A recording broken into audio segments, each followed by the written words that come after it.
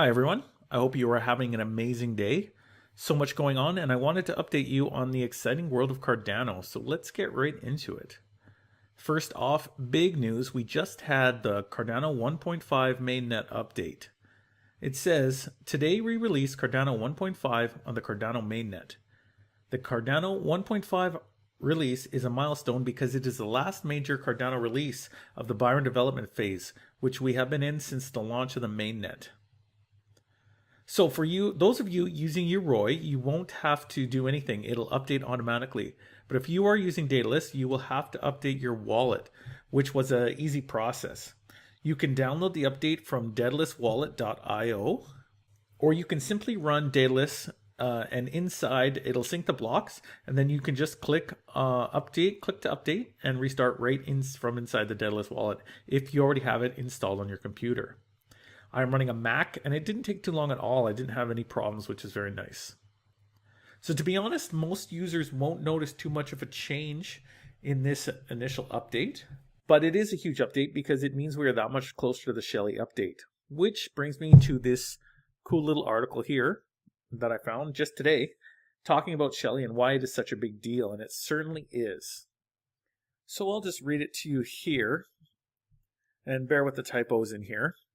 Well, what makes Shelley so special is that it's the process of making Cardano a truly decentralized blockchain. A decentralized Cardano will be one of the most powerful blockchains around. That's because it's the first probable proof-of-stake blockchain. Cardano's Ouroboros places Cardano at the same level of security as Bitcoin's POW algorithm, but without the energy issues of proof-of-work. This means, with the Shelley release, Cardano will be one of the most secure POS blockchains in the market. This is a big deal for several reasons. For starters, the value of any blockchain is in its security. If it can be easily compromised, then it's useless. Cryptos that have been successfully compromised in the past have lost immensely, and none of them have shown any signs of any serious comeback. Security is especially important for platform blockchains. That's because for developers to take an interest in building applications on a blockchain, they need to be sure that it is secure. No one wants to build on a blockchain that can be compromised at any time. The investment in time and resources just isn't worth it. More so for applications that are aimed at sensitive industries such as finance. In essence, Shelley makes Cardano attractive for developers, and this will be a source of value for Cardano in the long run. This, without a doubt, makes Shelley extremely important for Cardano. On top of that, with the Shelley release, Cardano will become censorship resistant, since it will be a decentralized network. This will make it extremely attractive to dApps developers when combined with its security. For instance, developers looking to make social networking applications will find Cardano's censorship resistance an asset. That's because these are some of the applications that are always at risk of censorship by governments.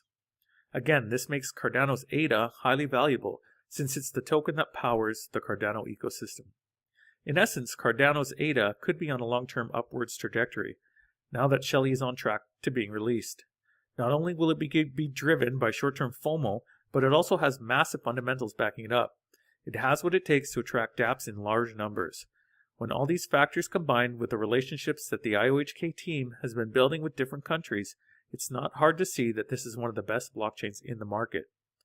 It's crypto that could make patient investors wealthy. The ability to stake and earn a passive income will be a bonus. Now, I don't always like talking about the price on a day-to-day basis, but, a lot of us have been quite patient as we've been watching this crypto bear market continue. Next thing, I posted a video last month talking about Ledger support, and I'll let Charles update you where we are as far as that goes. Ledger support's coming soon. I was told by Nico that the soonest it could come within the next 1 to 2 weeks. More realistically, it probably will ship next month because it depends on Ledger actually updating some things on their end. But the software is basically done. They've been testing things like crazy, but things look really good. So Ledger support coming either this month or early next month. Testnet coming this month, 1.5, most likely coming this month as well. So Charles is saying that they basically kicked the ball back to Ledger to finalize the integration. Keep in mind that the integration will happen first on Yoroi and later on Daedalus. Any day now, people. I know you have all been very patient. Speaking of Yoroi, Mergo released the Yoroi wallet in the Google Play Store for Android late January, and Yoroi for iOS was just released for iPhone and iPad. I downloaded the wallet and it seems to be working great. Perfect reviews on the App Store, so you can download that and give me a try and maybe let me know in the comments how it's working for you. The next thing to talk about is quantum computing. This article was recently released with some IBM executives talking about the threat of quantum computing to blockchains. It's reverse engineering the private keys which represent the control of your wallet.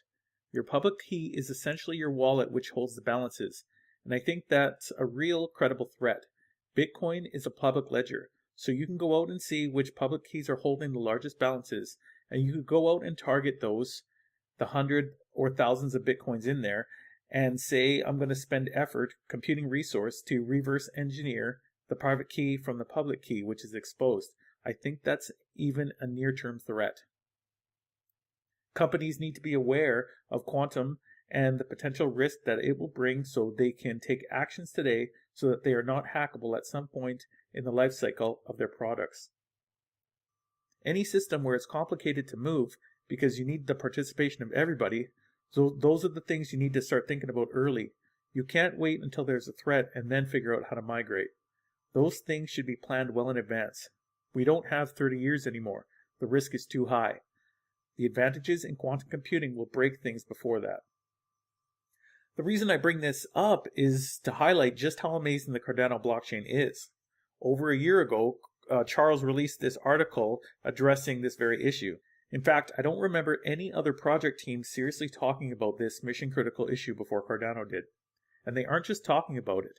They are using science and peer review, research, and strong leadership to ensure Cardano will be quantum resistant. Charles wrote, "Therefore, we have launched a long-term research agenda to gradually harden all algorithms used in Cardano's protocol stack against an adversary who possesses a quantum computer. The first part of this agenda is to harden our consensus algorithm, Ouroboros." Another example to highlight how amazing Cardano is a couple of months ago, this article came out showing vulnerabilities in over 26 proof-of-stake cryptocurrencies that would allow a network attacker with a very small amount of stake to crash any of the network nodes running the corresponding software. Guess which proof-of-stake cryptocurrency is not susceptible to such an attack? You guessed it. ADA is not among the 26 cryptocurrencies identified by US researchers last week as being vulnerable to fake stake attacks. The Cardano blockchain's underlying ADA is based on proof of stake, but its Ouroboros protocol uses no Bitcoin code and is not affected by the POS version 3's problem. This is not just good luck, but a consequence of the thorough, formally verified approach taken during Cardano's development. Every day, I become more and more impressed by the solid team at IOHK and Cardano. So if you want to show some love and meet crypto's most underrated company, tickets to the 2019 IOHK Summit are still on sale. The summit will be held in Miami, April 17th to 18th, 2019, and if you purchase your tickets with ADA, you will get a 20% discount. I would absolutely love to go, but I will not be attending this year. Not financial advice, but right now I think it is the chance of a lifetime to accumulate ADA. At the time I recorded this video, $750, the price of a silver ticket, would get you over 14,000 ADA. I posted a video a few months back discussing the scarcity of Bitcoin. It takes approximately 2,143 ADA to match the scarcity of 1 Bitcoin. So 14,000 ADA matches the scarcity of 6.53 Bitcoin. I am hoping that IOHK will be as transparent as they were with Plutus Fest and the other events with uploading the sessions, but I will be on the lookout for anyone uploading content during that weekend.